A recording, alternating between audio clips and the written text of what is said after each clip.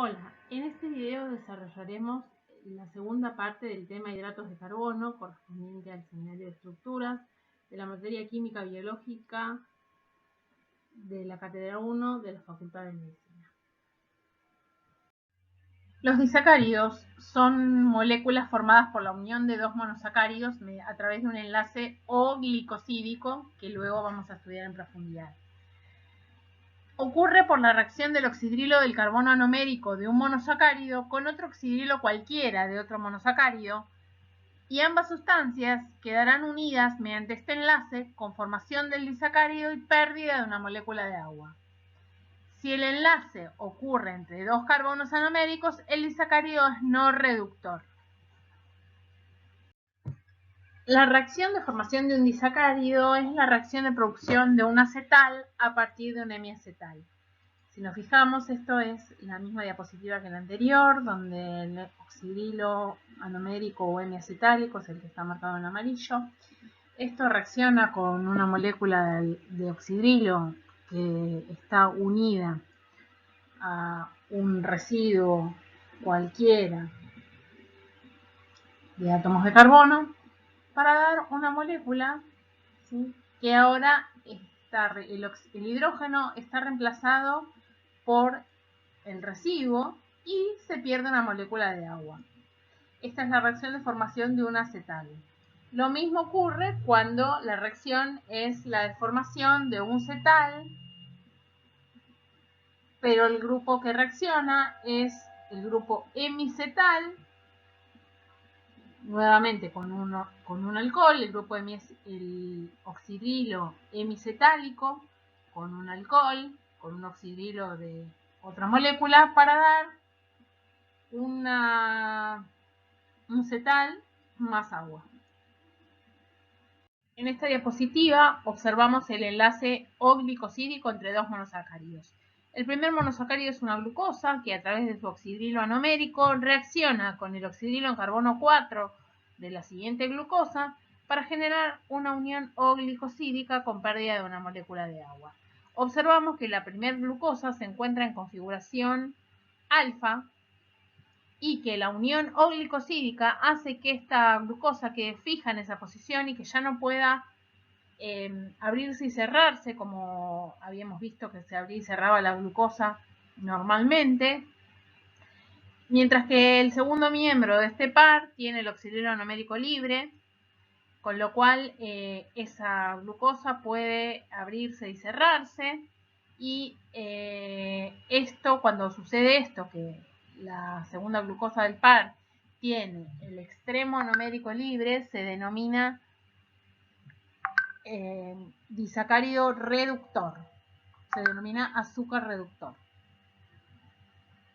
En esta diapositiva podemos observar lo que les explicaba antes sobre el disacárido no reductor y el disacárido reductor. Fíjense que acá el disacárido reductor tiene el extremo anomérico libre, el oxidrilo anomérico libre, lo que le va a permitir reaccionar con otro monosacárido o con otra sustancia, ya que este es el oxidrilo más reactivo que tiene este compuesto. En cambio, en el disacárido no reductor, los dos carbonos anoméricos, si se fijan, esto en realidad está dibujado al revés para que sea más amable a la visual. El oxidrilo del carbono anomérico de ambos, que está señalado en rojo, es el que está involucrado en la unión, en la formación de la unión O-glicosídica, generando que esa molécula no tenga ningún oxidrilo reactivo para reducir a ninguna otra molécula. Vamos a revisar ahora los disacáridos de interés biológico. Acá tenemos la maltosa, que está formada por dos D-glucosas unidas por un enlace alfa 1,4. ¿Qué es esto del enlace alfa 1,4? Fíjense que la configuración del primer monosacárido, o sea, de la primera glucosa, está ubicada en configuración alfa, y los carbonos que están involucrados en la unión, los oxidrilos de los carbonos, son el oxidrilo del carbono 1 o el carbono anomérico y el oxidrilo del carbono 4 que se encuentra en la otra glucosa. La maltosa se obtiene por hidrólisis del almidón y el glucógeno y aparece en la germinación de la cebada empleada en la fabricación de la cerveza. Tostada se emplea como reemplazante del café. Fíjense que esto es un azúcar reductor, ya que el oxidrilo anomérico del segundo monosacárido se encuentra en forma libre, o sea, no involucrado en ninguna unión. En este caso, el siguiente disacárido de interés biológico es la isomaltosa, que también está formada por 2 D-glucosas unidas esta vez en el enlace alfa 1,6. Fíjense nuevamente que la glucosa que está en primer lugar está en configuración alfa y esta unión glicosídica ocurre también con el carbono 6, o sea, el oxidrilo anomérico y el oxidrilo perteneciente al alcohol que está ubicado en el carbono 6 de la segunda glucosa. Este disacárido también posee un extremo reductor, porque la segunda glucosa tiene su extremo anomérico libre. Un disacárido proveniente de las plantas es la celobiosa, que se obtiene por hidrólisis de la celulosa de las plantas y está constituido por 2 glucosas, pero esta vez unidas en unión de tipo beta. Si se fijan, la configuración del oxidrilo del carbono anomérico respecto del sustituyente acá del carbono 5 está en forma beta, formando la unión O-glicosídica con el oxidrilo perteneciente al carbono 4. Este disacárido también es un azúcar reductor porque tiene libre el extremo anomérico. Otro disacárido de origen biológico es la lactosa, que está formado por beta-D-galactosa y D-glucosa unidas en unión beta 1,4. Fíjense que en este caso la configuración de la beta-D-galactosa es en beta y la unión O-glicosídica se establece entre el carbono 1 o el carbono anomérico y el carbono 4 de la glucosa siguiente. Este azúcar también tiene un extremo reductor. El último disacárido de origen biológico que estudiaremos es la sacarosa, que está formada por alfa de glucosa y beta de fructosa. Este enlace es un enlace particular porque los dos monosacáridos están enlazados a través de su carbono anomérico. Por eso se dice que esta unión es un enlace 1 alfa 2 beta, ya que cada oxidrilo anomérico de cada uno de los dos monosacáridos, tanto de la glucosa como de la fructosa, están involucrados en la unión. La sacarosa es el azúcar de mesa, conocido por todos nosotros. Se encuentra en la caña de azúcar y la remolacha y no tiene extremo reductor, por lo que mencioné anteriormente de los carbonos anoméricos involucrados en la unión O-glicosídica. Los polisacáridos se forman por la unión de más de 10 monosacáridos a través de enlace O-glicosídico. Los polisacáridos de interés biológico básicamente cumplen 2 funciones, una función energética y una función estructural. Entre la función energética se encuentran el almidón, que es sintetizado por vegetales, formado por miles de glucosas unidas en unión alfa 1,4. Cada 12 glucosas existe una ramificación que está dada por uniones alfa 1,6. El glucógeno es de origen animal y tiene una estructura similar al almidón, pero de mayor masa molecular y más ramificado. Se encuentra en el hígado y en los músculos.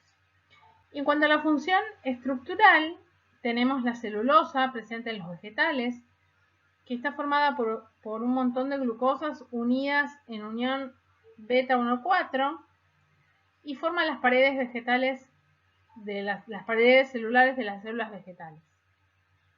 La quitina, que pertenece a los insectos, el exoesqueleto de los artrópodos, está formada por un derivado que contiene nitrógeno de la glucosa que se denomina N-acetilglucosamina. El almidón está formado por 2 tipos de polímeros. la amilosa y la amilopectina, que difieren entre sí por la ramificación. La amilosa no posee ramificaciones, mientras que la amilopectina está formada por glucosas unidas en unión alfa 1,4 y ramificaciones en alfa 1,6. Las moléculas de glucosa en el almidón, debido a las uniones alfa 1,4, adoptan una disposición tal que la molécula de almidón presenta una forma helicoidal, como la que se ve en la figura. En esta diapositiva podemos ver granos de almidón en células de papa en unas organelas que se denominan aminoplastos. El glucógeno tiene una estructura similar a la que hemos descrito para la aminopectina y en sucesivas clases iremos desarrollando más completamente la estructura del glucógeno. La celulosa es sintetizada por los vegetales y es un constituyente de la pared celular que posee función estructural. Está formada por muchas glucosas unidas en unión beta 1,4. Debido al enlace de cada molécula de glucosa, está girada a 180 grados respecto del anterior, lo que le da a la celulosa una estructura lineal pero retorcida, lo que contribuye a su rigidez. Esta disposición permite que se formen gran cantidad de puentes de hidrógeno entre cadenas cercanas, lo que produce fibras muy resistentes. Otro polímero con función estructural es la quitina, que forma parte del exoesqueleto de los artrópodos. En ciertos casos, además de la quitina, el exoesqueleto posee otras sustancias como sales minerales que le otorgan resistencia. La quitina está formada por N-acetilglucosamina, un derivado de la glucosa que contiene nitrógeno. Finalmente, observamos que las paredes bacterianas están formadas por polisacáridos asociados a cadenas peptídicas que se denominan peptidoglicanos. Respecto de oligosacáridos, estos tienen una función muy importante en la membrana plasmática, pues están acomplejadas a proteínas tipo receptor, que lo que hacen es reconocer tanto sustancias extrañas como otras células, como toxinas, cumpliendo una función en la señalización de las células. Hemos finalizado el tema hidratos de carbono. A continuación tienen otro video donde les informamos los objetivos y incluimos un resumen para que les pueda servir de utilidad para el estudio de esta unidad temática.